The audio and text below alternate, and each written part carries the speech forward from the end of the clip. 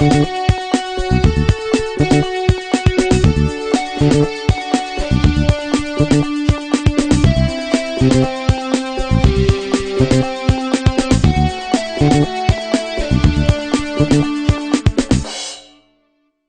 everybody, and welcome to the Daily Vlog. That's Will. What's my name? If you're going to name us, you want to name us Will. We're all Will today. And that's Gary. In the Mac news today, a lot of talk about the 3G iPhone. 3G being, of course, the type of chip and communications network for really high-speed, fast internet access anywhere. Well, thank you for explaining that. It'd be great. The nice thing, you won't be limited to just those two directions. You'll actually be able to go back into the phone. Depth? Yeah. No, not 3D. 3G. Not 3G. Yeah.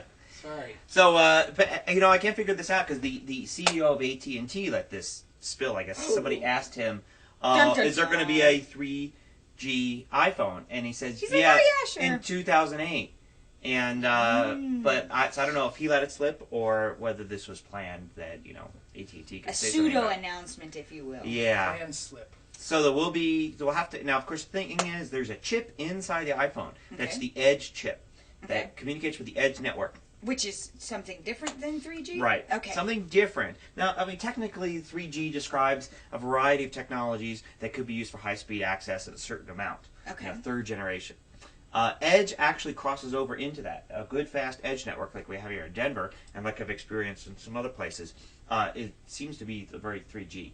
In a lot of places, though, it's not. It's very sub-3G. Okay. So, but a chip to enable, the reason there isn't a 3G chip in the iPhone, according to Steve Jobs, what he said when the iPhone was released, was that they consume too much power.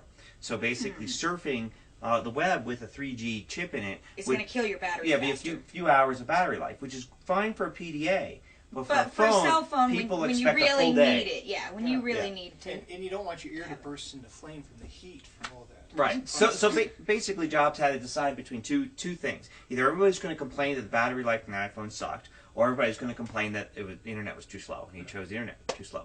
Because battery life is going to affect probably more iPhone users. Yeah, I think it was probably the right call. It's kind of the argument. I mean, of course, I think it was the right call. And 60% of people would probably say yeah, and 40% would say no, that was the wrong call. Well, I mean, but you can't please everybody.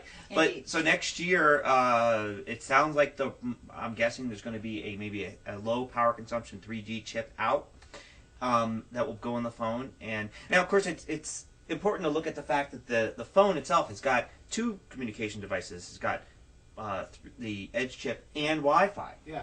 And so Wi-Fi, which is another technology. With another technology, and that does drain the battery quite a bit. And if you ever surfed an iPhone with Wi-Fi for a few hours, you lose it. Yeah.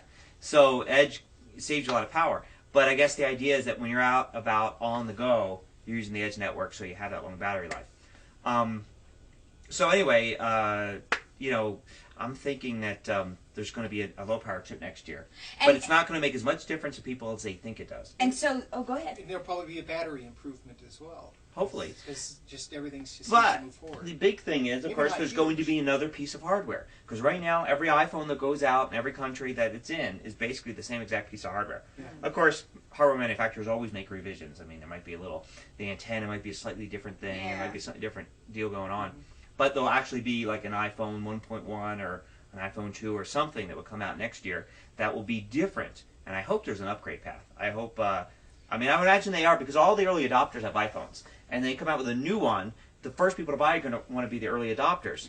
And if there's no upgrade path... And they already know what kind of response there is, too. Yeah, and if there's no upgrade path, in other words, you're stuck with your 2 years on AT&T and you can't upgrade to a newer phone, that's kind of ridiculous. Usually, you can go in and basically get a new phone as long as you extend your contract.